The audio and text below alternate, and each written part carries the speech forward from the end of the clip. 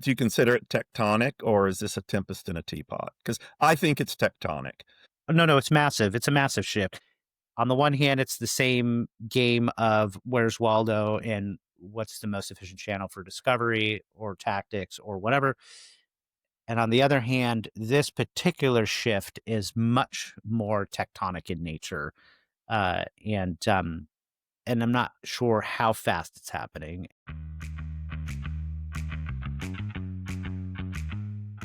Hello, and welcome to the Misadventures in Marketing podcast, presented by the American Marketing Association, San Francisco chapter. I'm Steve Haney, a fractional go-to-market executive in Silicon Valley. And I'm Peter Farago, a high-tech marketing executive in the Bay Area. Each week, Steve and I come together to discuss all things in high-tech marketing. We share our own experiences running marketing teams with a special focus on technology startups. We talk about our successes, our failures, what worked and what didn't. We'll also be inviting our CMO friends and other marketing colleagues onto the show every once in a while, and hopefully impart some wisdom along the way. Peter, starting season 2 here, our second episode of season 2. It's very exciting. We're back. How have you been? Great summer. I'm always happy about the fall because selfishly, I like the routine and the schedule of the kids going to school, and it kind of anchors me. So I like it. How are you? Yeah. Great. Same thing going on here. It was a mad summer with the kids and all their activities, and lots of transitions into new phases of life for them. I did just want to mention the amazing new set of volunteers who have come on board to help us on the podcast. Amazing folks who are adding a ton of value. We're so excited and honored that we've been able to attract such talent. So you're going to see our guest efforts crank up here very soon. And the robustness of our topics and the research we have the team doing is hopefully going to make Peter and I look way smarter and knowledgeable than we are. It's just been fantastic, and we're very excited about launching this new season with lots of reinforcements behind us. Yeah, people are excited. Reflecting on season one, we talked about what we knew, and I feel like we tried our best to give the audience something that were hard earned lessons along the way for us. But it is amazing how people are excited about joining forces and helping out with the podcast, and what a difference it has to have people wanting to do deep research and wanting to help, book best quality guests. And we have kind of an executive producer who's overseeing storyline and making sure each episode, is trimmed so that it's the most useful for people listening. So all of that stuff makes a big difference. And it just shows how far you, even in marketing, you can just take an effort, a program, the quality of an asset, and just keep making it better. And so that's Yeah. exciting. It's exciting to see where it can go. Yeah, and the fact that it's an all volunteer effort is very cool. All of us are here to learn and Yeah, to yeah, have some fun and extend our knowledge I agree. around marketing, make connections, build relationships. We're not here going out commercializing this and making a lot of money. Our advertisers are kind of part of the AMA stable already. So it's great to bring them in and give them some additional exposure. So it really has been a great experience and very rewarding. And we're hoping that season 2 will build upon all of that and get even better. All right. So this week, Peter, talk about very cool topic. The bane of many a marketing executive right now, generative engine optimization as opposed to search engine optimization. As we know, organic traffic is declining rapidly. It's not going to disappear. It'll be there, but huge amounts of business because of the chatbots replacing traditional search on the web are decreasing traffic, and decreased traffic to a website means less revenue. And a lot of businesses, they live and breathe off of their SEO. if they aren't getting traffic to the website, there is significant damage to their business. And so we just wanted to talk a little bit today about declining SEO, how to think about solving it, what to do about GEO and some of the solutions there. And what say you, Peter Farago? Yeah, it's an interesting time to be a marketer. There is so much change in technology and how marketers work. And so some of this is more of the same and some of this is completely different. I think the more of the same in my mind is how discovery works for your business. Mm, How do people discover and find you? You sort of have to, over the long haul, you have to play this game of where's Waldo? Where do I best and most efficiently reach my whatever target audience I care about? And it's usually over different channels and mediums and such. the marketing mix, as they say. Yeah. And on the one hand, on the other hand, this particular shift in digital marketing and digital discovery is uh, currently happening. And not everybody is sure how much and how quickly and rapidly the shift is happening. Um, or where it will end up. Basically, will people find you by searching, say, on Google versus just asking a question in a chat GPT or a Claude or something? Do you consider it tectonic, or is this a tempest in a teapot? Because I think it's tectonic. No, it's massive. It's a massive shift. On the one hand, it's the same game of where's Waldo and what's the most efficient channel for discovery or tactics or whatever. And on the other hand, this particular shift is much more tectonic in nature. And I'm not sure how fast it's happening. And do you cover both? Do you double down on one? Do you get an edge on GEO, for example? For those of people who don't think about it every day, the behavior that's changing is since the internet in the mid 90s, the main way you would find things, information or places to shop or whatever, do research, is you would open up a browser, go to Google, who has gotten everybody on the internet to, you know, organize their website in a certain way so they can crawl it more efficiently. And they've quote unquote organized the world's information. And people were used to and trained to go get information that way. And you would put something in a search box and you would get a list of links. There's the organic set. There's it's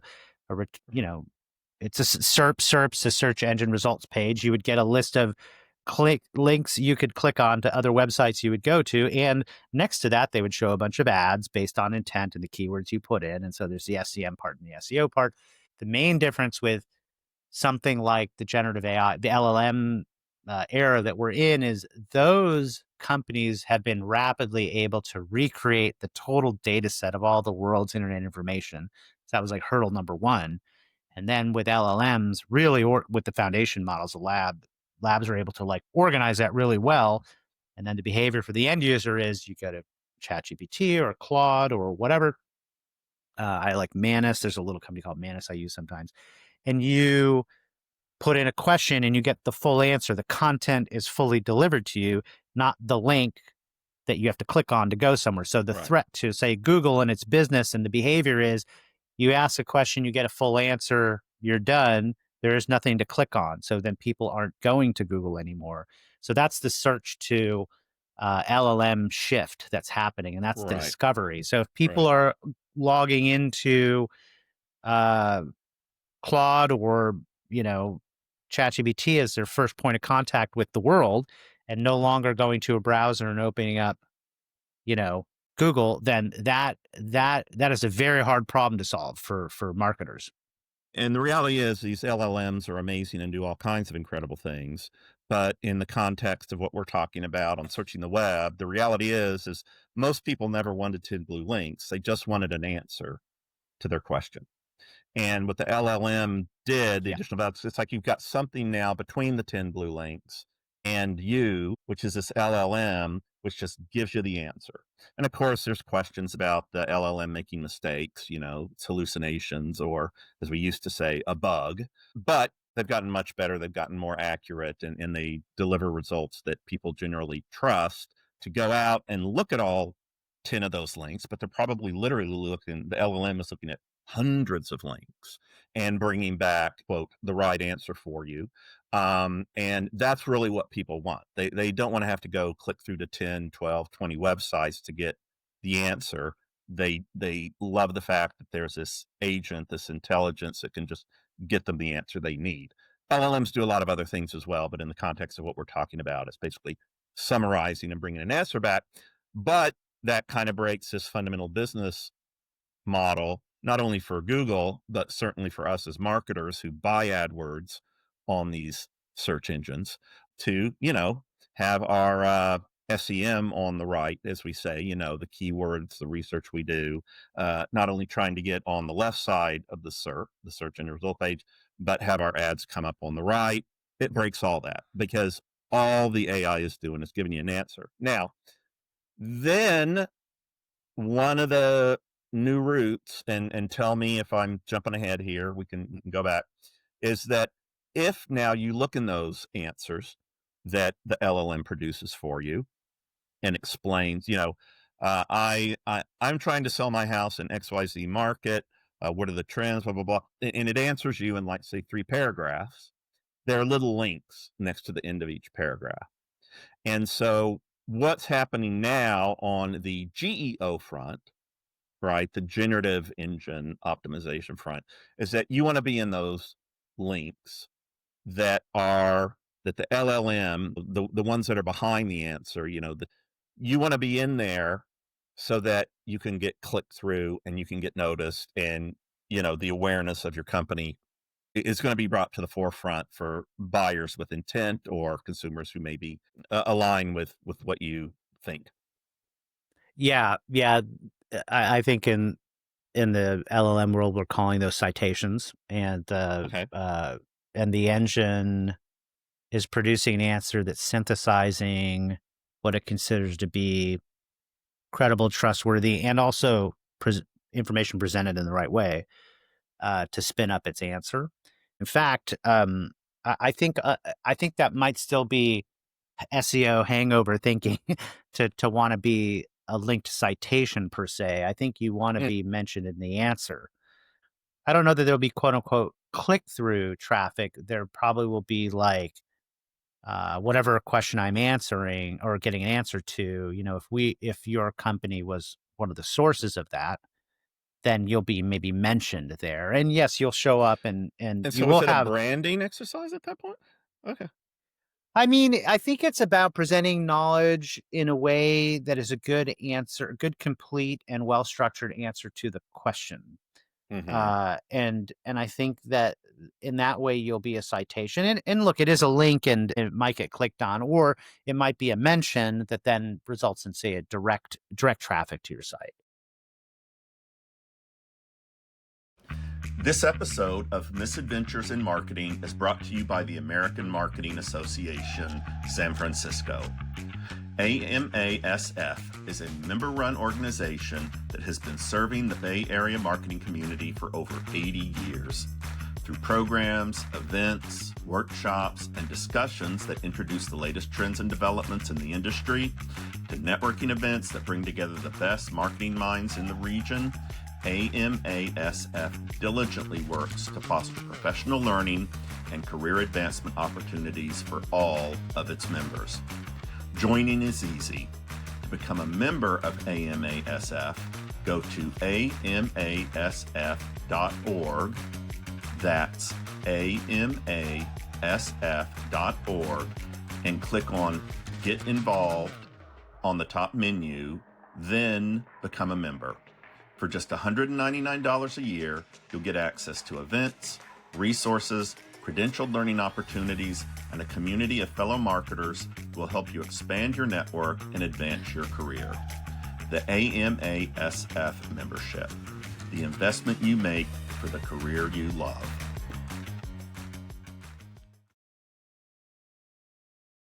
Yeah, can I just mention here, because this is one of the wonderful things about, this amazing crew we have around us now. 20 to 40% of clicks drop when AI overviews are presented. So that's a pretty precipitous drop in clicks. Bain, one of their studies, 80% of consumers don't click at all on more than 40% of AI searches, resulting in reduced organic traffic of 15 to 25%. News publishers are losing 80% of click throughs due to AI overviews. So, yes, getting in that AI summary is critical. But I'm just wondering if you get mentioned, it seems to me it becomes more of a branding and impression exercise than actually driving hard traffic to your website. One, in terms of being a real thing to pay attention to, and two, like how to approach uh coexisting with the way people are now getting information is first, like I think we have a real shift in consumer behavior, and I think it's successful because what people have always wanted was a really good answer to their question. So it's Hmm. kind like the analogy in my mind right now is it's like, when we were in the horse and buggy era, people didn't want a faster horse, right? They couldn't imagine a car. Just like we were in the internet era, people really wanted useful and complete answers to questions they had. They were willing to jump through the hoops of clicking here and there to go get it because that was how it was being delivered. But the reason I think that Google is potentially being disrupted so quickly is because people have always just wanted, you know, a car and not a faster horse. And so ChatGPT and others are giving people what they've always wanted, which is a complete answer. So that's why I think it's a fundamental demand that people have always had, and they were willing to probably, in hindsight, tolerate the way they had to get it, which is clicking through to a bunch of stuff. Now, there are different reasons people ask questions. Sometimes they're doing research to buy something. Sometimes they want to find something that results in, a commercial transaction and so on. And then you mentioned, and this is a fascinating dilemma for Google in particular, which is the whatever 90+% dominant, search engine Hmm. in the world. When you mentioned AI summaries, I actually think of those as the ones that Google is putting on their pages. I guess Yeah. AI summary could be also what you get in ChatGPT or something. But when you say AI summary and it's affecting click-through traffic and news stuff, that's what I think that's what I think about. So Google has had this difficult choice. They have Gemini, of course, and Google is actually honestly has one of the best models in the world. I mean, Gemini is actually no slouch. They had kind of a funky launch a couple years ago where they put a bunch of stuff in a demo Yeah. that was a little bit faked, and so they got a bunch of backlash. This is like end of 2023, I think. And so maybe they suffered a little bit of an image problem, but they actually have some of the best models and some of the best answers. Their dilemma is Google has had to make this hard choice of self cannibalization. Right. Do they at the top, when you ask a question inside of, the search engine or even the browser, the URL space, because that's fair game too. Google enables that too for search results.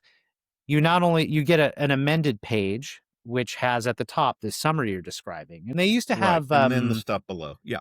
yeah, and I don't know if it was, snippets. They had snippets for a while, right? That maybe that was a Hmm. predecessor of this. But now they're like, well, we have Gemini, and we have to make this choice of whether people will like be willing to continue to click through and show them organic search results because their business is like all advertising. It's all Right. keyword search advertising, some display, some YouTube. But I mean, they're an advertising company, so like a marketer, what do you do about it, right? Because what we're Yeah. after is trying to build awareness, credible awareness and traffic and interest, right, for our product, service, whatever.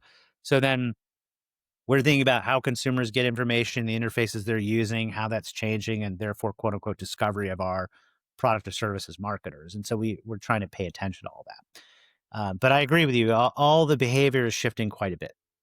And that does come down to, so what do guys like you and I do? Right. Correct. And so just shifting the metrics and you and I have had more than one discussion about selling to our CEOs and the board of directors the metrics and leaps of faith, appreciating the reality of what's going on. And this is especially precarious now with all these shifts, right? Because all these things that a lot of board members may be familiar with, like click-through rates and impressions and etc. Those are not going to be as important, right? Yeah. It's going to be making these various AI bot crawlers um, aware of your website. So you got to restructure the website now.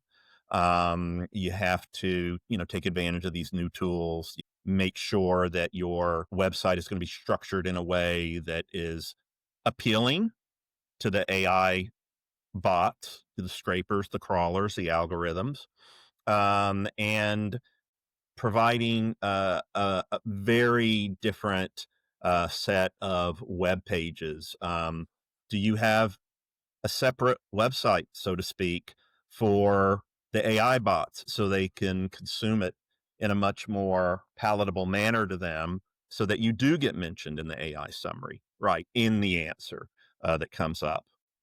So those are like thought leadership pieces, research, just any kind of authoritative content, not a radically different paradigm, but it's definitely something different and a new approach. Because you know what would happen? I mean, Google would change their algorithm and the whole world would flip out and go crazy because they had to rework everything. The point is you're still working with the same tools, you just had to adjust to the new algorithm. These are completely different types of bots, algorithms out there scraping your website. Well, I can tell you how I've been thinking about it to date at the company I'm at. I guess the shift in, I don't know if it's opinion I've had, but initially, like, so I'm typically, because of the nature of early stage work, typically, and because I tend to work on more category creation, sort of bigger ideas, people taking big swings at new, better technology. A lot of my work ends up being around some education, a lot of thought leadership, that kind of content. And so I'm kind of an earned and owned marketer first, because it's also, paid media is very expensive, Right. and smaller companies don't have budgets. And also, if we're still in sort of SEO, SEM world, you don't do very well with SEM unless you already have sort of your organic SEO stuff locked down anyway. But the long Right. story short is, I tend to take a step back before I think about the channel. And this will be obvious, but and then I'll tell you kind of how I'm thinking about the distribution of it. But the assets are still like useful content to my target audience, which should be maybe a third at the most, that you talk about kind of your product. You should be talking about bigger ideas and trends and things around it. That's a little Hmm. more upper funnel, if you will, and awareness and credibility building, joining the industry conversations. And so to me, it's still high quality, authoritative, relevant content. It's credible. It's all that. I think the most important thing is to create really useful, content, authoritative content, and that will serve both SEO and GEO. That was sort of the original idea. And also, I didn't think SEO was going to go away. I think there'll be both. Oh, Uh, yeah. Yeah, so it's for sort of like sure. covering both bases. Now, though, I am thinking, you're mentioning sort of the quote unquote second website. I have been thinking about, and this also aligns a little bit with SEO, long, what I kind of call really long, like long or super long or jumbo long format content. This week, I was working on building out like a 3 to 4 thousand word page that's very comprehensive about my product, like what is this type of AI product, or this category. And as I was kind of doing my research, there are folks who claim, for example, they're getting 20% of their inbound traffic because they're early adopters of GEO best practices. And, the key is to have this super long format that's really well structured, that's comprehensive, and kind of 360, complete view of, or set of answers about the topic. And then also tables. Apparently, like when you look at ingestion on an LLM, like they love tables. They love tables because tables associate different topics or information, right? So it creates good relative comparisons. And so, Yeah. like, you should have, like, like best practice, 3 to 4 thousand page or word page. You should have at least 3 to 4 really good comprehensive tables in there. You should anticipate the way people are going to ask questions, um, almost like an FAQ style, and make sure you're covering off all of that. There are tools to use. There's a company that a friend of mine just turned me on to called Athena HQ, which is kind of a place that is a SaaS platform where you can help generate this kind of content. I was playing around with something called Conductor, stuff that assists you with generating this long format content in the way that is allegedly easier to process and digest by the LLMs. Now it's like, probably be more mindful about like the length, the structure, the types of, tables or whatever organized information I need to have within something to make it a little more GEO friendly. So in terms of actionable items or actionable ideas, if I'm hearing you right, are you cited by the LLMs? And then is what they're saying when they do cite you accurate and brand aligned? I mean, the brand alignment I think should come. I don't know. Like I'm going to find out, I suppose, but I assume that it will come from the source content you're providing it. I also think another really important aspect of it is it needs to be credible and neutral in tone. It can't be too promotional, right? Because it is trying to answer a question with credibility and accuracy, and the person you can guide the LLM with requirements or context, right? So you're saying to it, I want only cited, references with credibility. You can also give it a bunch of conditions, as it were, and say, I'm a researcher. I care about accuracy. The audience I'm developing this for, bup, bup, bup, bup. And you can basically tell it to filter out a bunch of stuff, as it were. And so my point is that the brand alignment just comes from giving useful information that it would then present to someone asking a question, right? And so that Yeah. I think in doing that well, you will be brand aligned. Do you know what I mean? Hmm. Well, I think websites are going to go towards being data sources and fulfillment backends then, not just these primary touch points for Oh, sales, interesting. which is it's what we've always, I again, guess I you always talk about intent. And when people get to the website, your website, intent is already there. And maybe that whole notion goes away. And, the website becomes just something that's different. And it's not that, you know, it's not that touch point in the customer journey that it was before, because the AI summary has already taken care and answered the question about yeah. your company before they even get to your website. Yeah, like if I put aside e-commerce and transactional stuff, which I think can happen within an LLM. Yeah, I think GPT or OpenAI has already been testing this, if Mhm, not implemented it. And I think more about maybe consumer or B2B, and you're going through some research or you're going through some discovery as a person. And I'm thinking about like, as a marketer, here's the value for this audience. Here's what the pain points they have. Here is the complexity of the decision they're making. Here's maybe a guide I could generate that's very useful and neutral and objective and evidence backed, because the mhm, citations I think matter. The other thing I'm understanding is like, and again, I don't know how much of this is true or not, but it stands to reason that, the more you can contribute I'd say new proprietary insightful information, the better. You shouldn't just mhm, be regurgitating and copying and pasting. It's actually funnily enough not different than the way I've always approached it. I've always been kind of a data heavy, storytellers. And so I like to tell these data stories that are adding some new relevant perspective to the conversation is how I think about it in my head. We're presenting mhm, some data and an insight and what we think the implication is.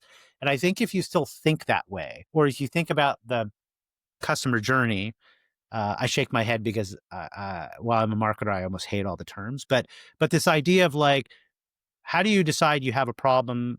What do you do about it? How do you get smart about it? How do you know what your choices are? How do we then as a company become part of the consideration set? Like, that buying evaluation kind of step, like the more I'm aiding people in that objective, fair comparison, the more I'm going to enter in, I think, into the LLM answers, I think.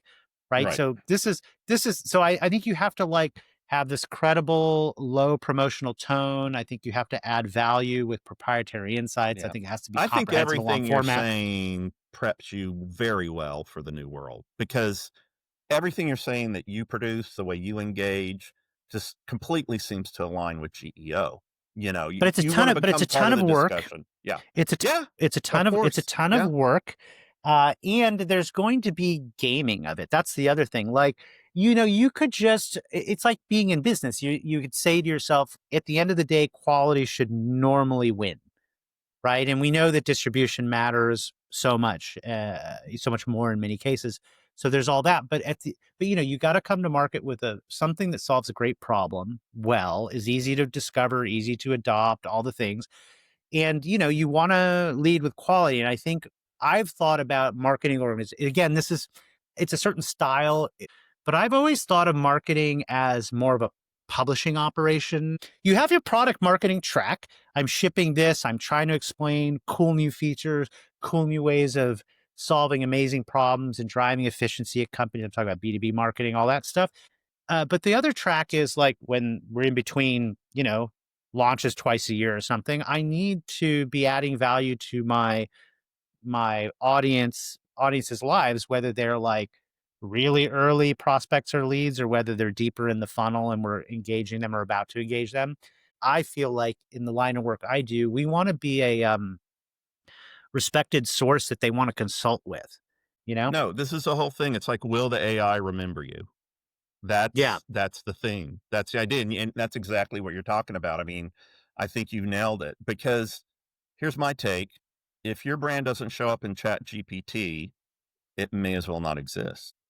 That could become true. I like the stopping power of that statement, and I don't disagree with it. I think it's true. I think the only little spin I give that is like, at what point is that completely be true? I think that is coming. I think that idea Mhm. is coming. If you are not discoverable in LLMs, probably ChatGPT looks like the emerging winner, by the way.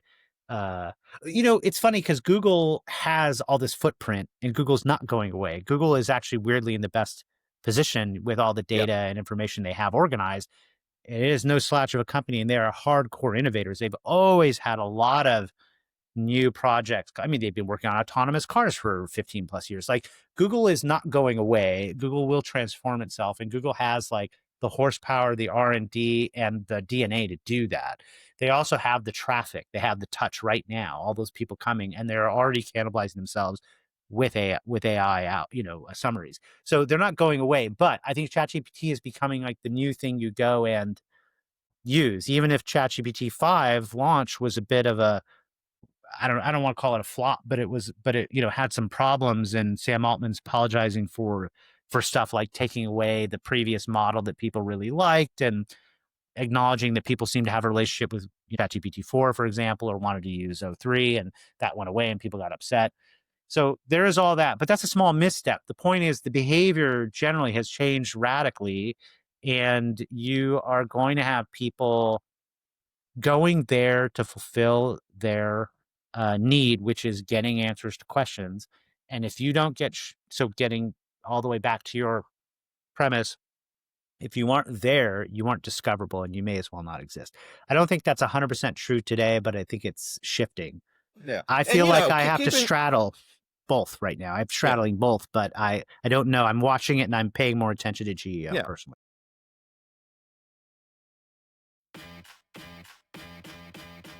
This episode of Misadventures in Marketing is brought to you by Peakbound Studio, the Bay Area video production house for high-impact marketing videos.